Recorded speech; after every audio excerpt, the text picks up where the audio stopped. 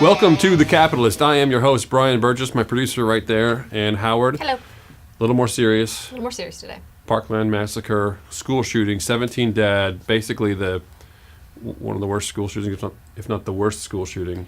Sure. Definitely surpassed Columbine, and Yes. it's right here in Florida, in our backyard. Right. And it's fair to say, I think, that this has rocked the state of Florida, not South Florida. It hasn't rocked the community. Of course, it's done that, but that's not accurate. Not just them. It has rocked the state. It's, in some cases the nation, but I mean I've not seen the level of discourse that I've seen after other shootings. Even the Las Vegas thing was so terrible and tragic.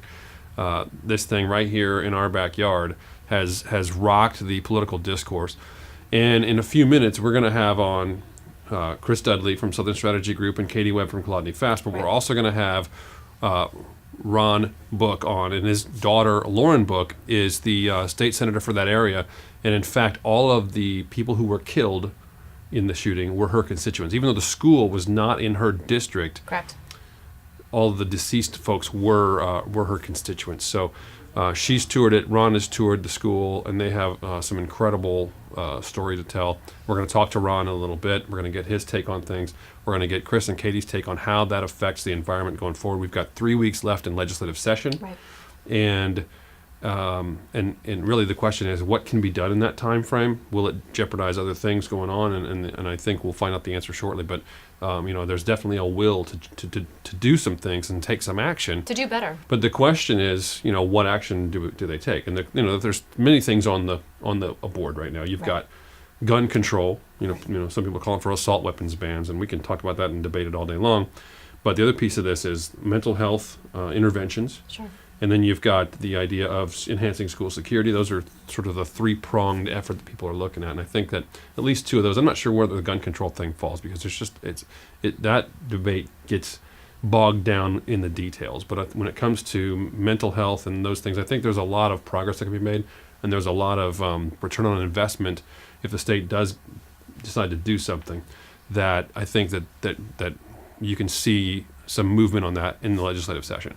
So, Ann, in a few minutes we're going to have Ron on, and then you and I will have a little discussion afterwards and just sort of talk about where we think it goes from there. Sounds good. So stay tuned. We'll be right back after this message.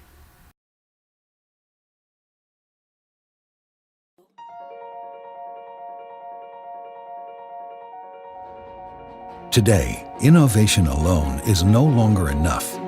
For more than 120 years, the people of Harris have been going beyond innovation, challenging preconceived ideas, pushing technical boundaries, disrupting business models, inventing entirely new solutions, and anticipating new possibilities.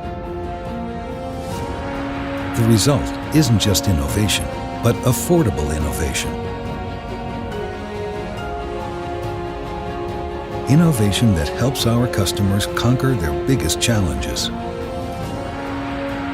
that improves lives and increases personal safety across a wide range of markets and industries, and in some of the world's harshest and most demanding environments. Come explore the technologies that are transforming the way our world connects.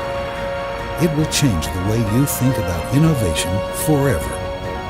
Harris, technology to connect, inform, and protect.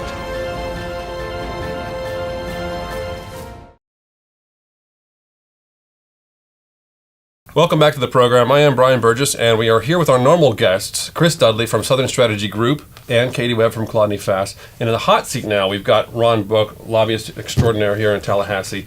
Ron, the topic of the day and of the week, perhaps of the year, is the Parkland massacre. This is a terrible tragedy. Your daughter, Senator Lauren Book, is the senator who sort of is the many of the deceased, if not all, I think you mentioned to me off air, are in her district. And you had the opportunity to go down there and tour that school. And I just wanted to get your impressions, because it obviously made a remarkable impact on you, and you had some very moving things to share off air, and I wanted to just get your thoughts on air. Well, first of all,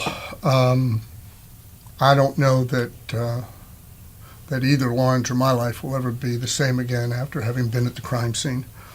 We thought it was incredibly important to invite the legislative leadership to come down and have an opportunity to see what we had seen. And so we were fortunate enough to be able to get Senator Negron, Senator Galvano, Senator Simpson, presiding officer designate, to come down. Senator Rader was there. Representative Speaker Corcoran came down the night of the vigil, Thursday night, following Senator Galvano and Senator Simpson's visit. Representative Trujillo came down to see firsthand. You know, when you're watching the helicopter photos, you get a view. The media has not been allowed into the crime scene. They're kept about a mile away.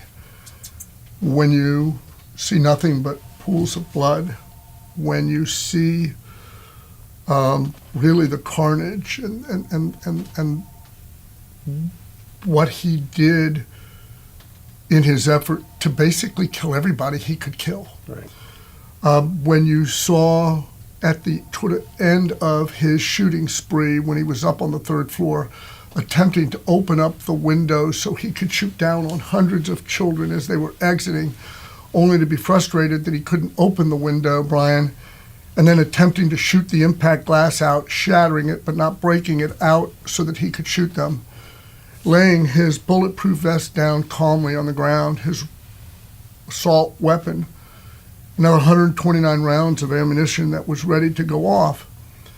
The impact was on us from an emotional perspective was deep. I told Chris and Katie before the show started, Saturday I couldn't leave my house. I was that emotionally impacted by what I had seen.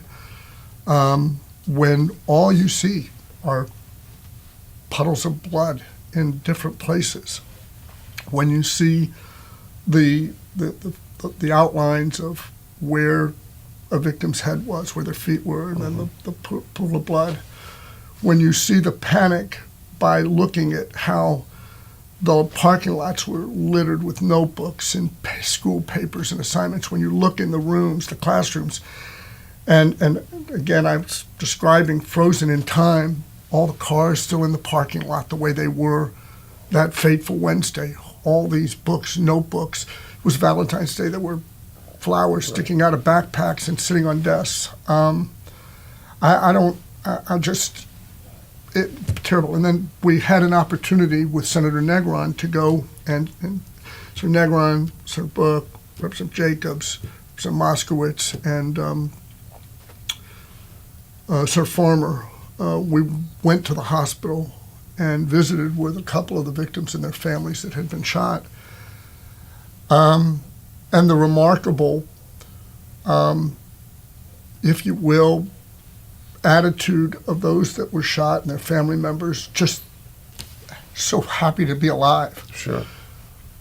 When they knew that there were 17 dead, and a number of others in the hospital, like the two of them that we visited with, that will recover and eventually return to some state of normalcy.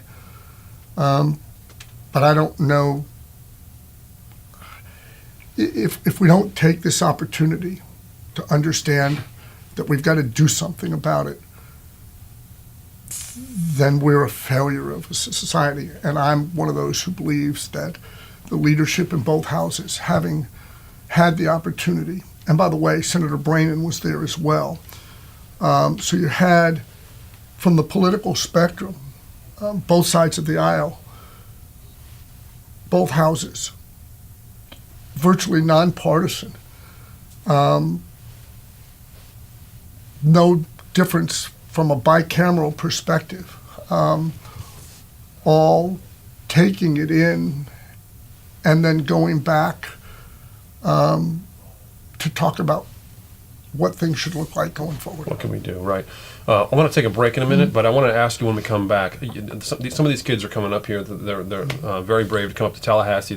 Just within a week after this happened, and you have a little bit more information on that. I'll ask you about that when we come right back.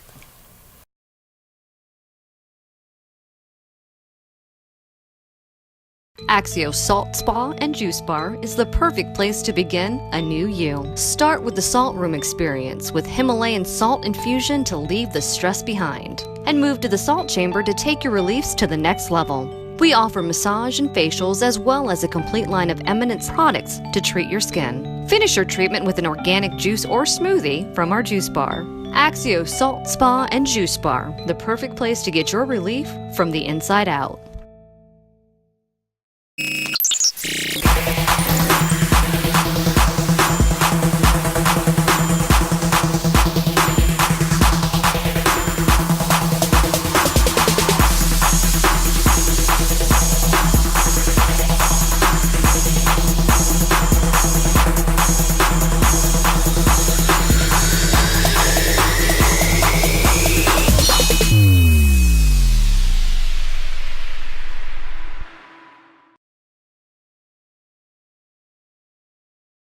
And we are back. And Ron, I wanted to ask you about the group that came up this week, and obviously it's a large group and a lot of different, sometimes different viewpoints. Certainly, there's a single message that's time to do something. But what are the challenges this group faces as they try to navigate this legislature and try to continue to push that agenda that something's got to change? Well, almost immediately on Thursday night, we started visiting. Not only did we visit with the two families who buried their children on Friday of last week, but we visited with a large group of kids late that evening who had expressed a desire to come to Tallahassee, and Lauren encouraged them to reach out to us, which they did on Friday, and which is what brought them here this past week. And it's our intention to keep a group coming each week for 3 weeks. I think there's plenty of time in this session to do something. What that something is remains to be seen. I think we understand a lot from our many, many meetings with the sheriff and our many, many meetings with the superintendent. Literally, as we were getting ready to go on, I got another text from the superintendent just now. But channeling the energies, making these young children understand how the political process works. And funny, pictures that I took of some of the new papers that were strewn in the parking lot, they were studying government. They were literally studying the two-party system. Mm-hmm. Had all these handouts. So that's what they were doing. But a lot of these kids are angry. And a lot of these kids are hurt and angry. But how you express yourself to lawmakers, to get your points across, to bring about, if you will, effectual change, is sometimes about that delivery, even when you're angry, even when you're hurting. These kids showed up here this week, less than a week after it. These kids showed up here Tuesday night of this week, and they worked through last night. And, then they had a different group with different motives, with a rally that we tried to steer away from because we didn't want some of the issues that came out of Pulse, which were different from these, and some of the other political issues. There are some who want to drive a political wedge in here and make it R versus D and D versus R. This isn't about a party affiliation issue. This isn't about whose political agenda you should cover or not cover.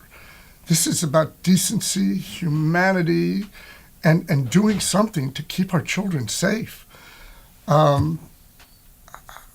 Those that choose to manipulate these children and to create a political situation, I find nauseating and disgusting, and others should see through that and see it as well.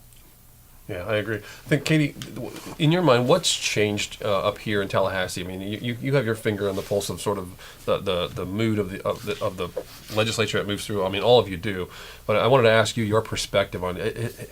Has something changed here? Is there a willingness to move a package that might accomplish what these kids want? Without question. I think this will drastically change what we see happen as the legislature concludes this year's session. To Ron's point earlier, I think you've got a lot of emotions that have been provoked here. One of which, I think that will be very motivating is fear. A lot of sitting members of the legislature, Ron, Chris, and me, we have kids, and to the prospect of sending your children into an environment which should always be safe, and now this having been demonstrated that there are failures in that system, I think people will be really motivated to try to do something about it. Ron had a number of extraordinarily powerful and influential legislators that visited this crime scene, and many of them have issued statements outlining particular topics that they want to tackle. You have Republicans talking about reasonable gun control. That's not been something we've heard a lot leading up to this. Right, I agree. Let me ask you, Chris. We've got sessions coming in for landing. You've got the budget moving. There's a lot of work to do aside from this issue. Is there time to get something meaningful done here and get all the other work done? Absolutely. I think to Ron's point, we got 3 weeks left. They'll work weekends. They'll work nights. I don't think anything is more important what they're doing the next 3 weeks than address this issue. To Katie's point, everyone expects when you drop your child off at school in the morning, you're going to get to pick them up at night. And that's just paramount for us. And we've got to address that issue. And it's not a partisan issue. It's not a House and Senate issue. This is, I think we're now finally starting to see some folks say, you know what, enough's enough. We've had Vegas, we've had Pulse, now we've had Parkland, and people talk a lot about it, but no one's actually thrown out ideas to implement change. I think we're going to see change in the next 3 weeks. At least I pray we do. Ron, I'll give you the chance to close it out here. Closing thoughts on the incident as a whole, how it impacts Florida politics in Florida, the legislature, the laws in Florida. What do you think?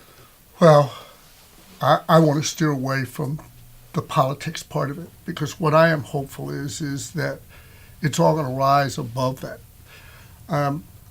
Here's what we know for sure. We know there are problems that have been identified under the Baker Act that might have gotten this guy into some institutional setting or had his guns taken from him because he was a potential threat. I think there are things in the Baker Act that they can do between now and the end. I think there are things they can do to fund school mental health, which superintendents, in particular in the urban communities, have been begging for. I think that dialogue has already started over the last 72 hours amongst the leaders. I think that as Katie's described, there's a new willingness to look at gun safety and what can you do that a child 18 years of age can go in and buy an assault weapon, but they can't go in and buy a handgun till they're 21 is simply a hole in our law. Right. That we don't have a mechanism when someone is determined to be unstable to keep them from having weapons is simply a hole in the law. That we have a waiting period in many places in this state for handguns, but not on an assault weapon. And let's just be clear, an AR-15 is intended for no other purpose other than to kill people. It's not intended to go hunt animals. It's not intended for self-protection. It's intended to kill people. Talk to people who have been in the military, they'll tell you that. And I would love to see the AR-15s outlawed. I would love to see that happen. I think that there are lots of members of the legislature that would. I don't know that you get that done with 12 days left in a session, because that's what we've got left. It's Thursday, the clock is ticking, but there's plenty of time. They can work nights and they can work weekends. And this is an unprecedented situation. And it's Pulse, it's Las Vegas, it's a bomb in Oklahoma, it's Sandy Hook, it's all of those. And I turned to these guys. Columbine, the Speaker of the House was who? The president of Florida State University. John Thrasher was the speaker then. Much like now, they had a bunch of pro-gun bills on that agenda that John Thrasher put in a garbage can and torched. I think the legislature not hearing the end of last week a couple of those pro-gun bills was just disciplined and smart. And I'm hopeful that as we get into these closing 12 days, that meaningful change will happen and that the dialogue will continue as we work to make other changes in the future. Thanks. I want to thank you for coming on. I know you've been down there. It was quite a moving experience, and I know it. I can just hear it in your voice. It's not easy to talk about. So I wanted to thank you for coming on, sharing that with us, and just sharing your thoughts on it. Again, Chris and Katie, thank you very much, and we will be right back after this.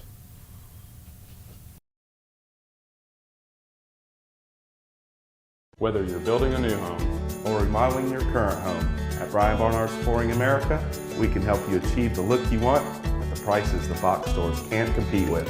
For hardwood, carpet, tile, and rugs, for any area in your home, we'll take your design ideas and turn them into reality. From all the floors in your home to the walls in the kitchen and bath, we have the right products at the right price with exceptional service and installation. Brian Barnard's Flooring America, where friends send friends.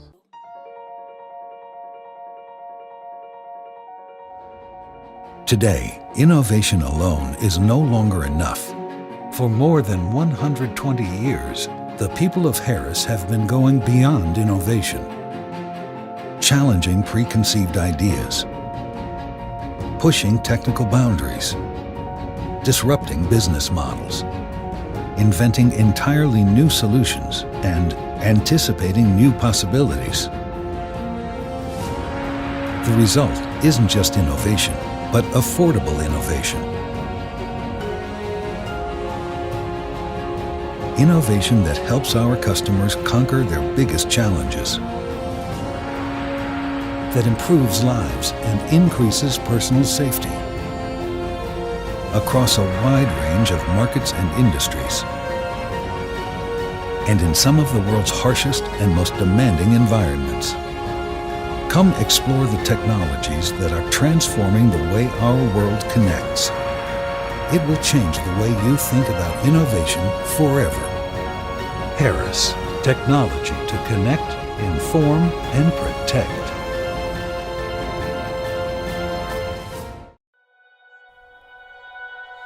At Budget Blinds, we're in business to frame the light, the day, and the night. So we give you an exclusive combination of high style, expert service, our no surprises pricing, and our no questions asked warranty. We believe that everyone, at every budget, deserves style and service. Isn't that a beautiful place to be?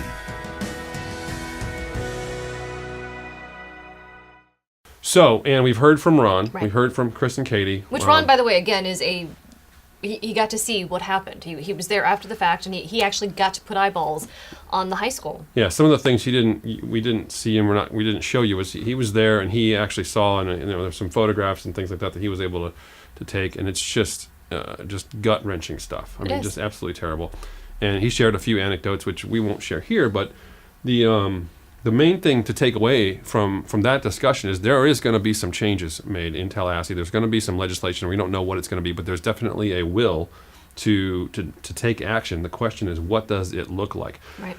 Ron mentioned that these kids have been up here. They were here on Wednesday, and they are going to be Coming back, right. They're going to be back next week, and possibly and probably the week after that. Different sets of children will be coming back to continue the message. Right, and the question becomes, what is their message, and how do they use their, I guess, political capital that they now have as a result of being the victims of something terrible like this? How do they use that to effect change? Right. And that's the challenge before them right now. And I was just going to ask you, what is it that you think these guys, what can they do? What can they accomplish by coming up here? I think there are so many questions with all of this. There was the breakdown with the FBI. There are questions about what DCF could have done. So Right. We've got investigations going on trying to figure out where we failed these children, because we failed them. Yeah, there's a lot of documentation out there about, and this one's a little bit different in that state, regard, where right. there was real breakdowns in sort of the so early warning process. We need to figure that out, and we put those processes in place after past shootings, and it didn't work. So we need to find out why. who failed? Where did this go wrong? I think some more immediate things we could do is, I'm not opposed to putting metal detectors in every single school in America. Why don't we? We put them in court buildings, we put them in banks, we put them all over when we want security. This is the most precious thing we have, children. Right, yeah. How do we not have metal detectors and there? the challenge there is, like, I think of a school like Childs High School up here, and it's just a sprawling Open campus, campus. very open, and Right. and there's an enormous expense involved. If you're going to do, metal detectors, you can't just put them randomly somewhere. You have to channel traffic through a certain spot, and so Understood. for that, it's a significant expense, and it's not just putting the metal detectors in. It's going to be, now we're going to need to put a fence around Childs that funnels people through a certain entrance in each building. So be it, though. And how many buildings are there, right? I mean, it's just so many, and that's just one high school. There's many here in the Tallahassee metro area, each Right. with their own unique security challenges. So it's going to be a tough conversation to figure out how much we're going to spend. It's not a immediate solution, whatever we do. Right. We're not going to have. There's not next school year. There's not going to be metal detectors in every school. I don't see why not, but you're probably Well, right. it's just because I think that it's a question of can we afford it? With the $85 billion budget that we have in the state, start with the high schools and trickle down from there, and start creating some things that you can do immediately that are tangible. But there are much more deeper questions at play. Are we going to ban assault rifles? Are we going to do And more what's about the definition of an assault rifle? Right. That's a tricky question. It's such a huge debate. Are we going to do more about mental health? Law enforcement for decades has been asking their respective communities, please do something about this. We deal with these folks all the time. We need to do something. No, and that's so, a huge one. Mental health is a huge one. And, Massive. And honestly, the intervention, it's just like the preventive care, primary care for normal bodily physical health. Sure. If you intervene early, you can prevent a lot of more serious illnesses down the road. Same thing with mental health. Mental Sure. health advocates have been saying it for years. Agreed. The sheriffs around the state have been saying it for years. Help us, because what ends up happening is if the mental health folks don't intervene early, Right. who deals with it later? Sheriffs. And now it becomes much more expensive because now you've got law enforcement officers who are being taken off the street. You've got to Right. incarcerate them. Incarceration doesn't solve the problem. So mental health intervention, I think, is going to get a huge boost out of this, but we'll find out more. And in that these would be a coming good weeks. thing. Yeah. That would be a positive for sure. Again, there's so much to this debate. There's so much to what has happened. And when you compare Las Vegas to this, I think the reality is these are children. They were where they were supposed to be. They weren't out socializing. They weren't out having a good time as adults. They were literally at school and attacked. And so it's crazy. It's too much. Something does have to give. In my opinion, I don't know what it is. It's going to be a very long, very intense several weeks here in the Capitol as these lawmakers sort of sift through all the different proposals and solutions, and they try to figure out and come up with a package that solves some of these and addresses some of these questions. I have expectations for my federal government as well, not just my state. I do want them to do something, but I have expectations that the feds need to get involved and also work on this with every single state. It's not just the state of Florida where this has happened. One thing Ron said, and I can't remember if he said it on the air or privately when we were off the air, but he said this can't be one of those things that becomes the new normal. Right. It can't be. It's just awful, and it has to be something that we try to address and deal with and make some kind of significant change. So it's going to be a fascinating few weeks here in the Tallahassee state, in the Capitol here. Certainly the national debate will continue to go on, but I think the national debate will be quicker to move on from it, but we have an opportunity here in Florida, and it's going to be interesting to watch over these coming weeks. We'll see you next week.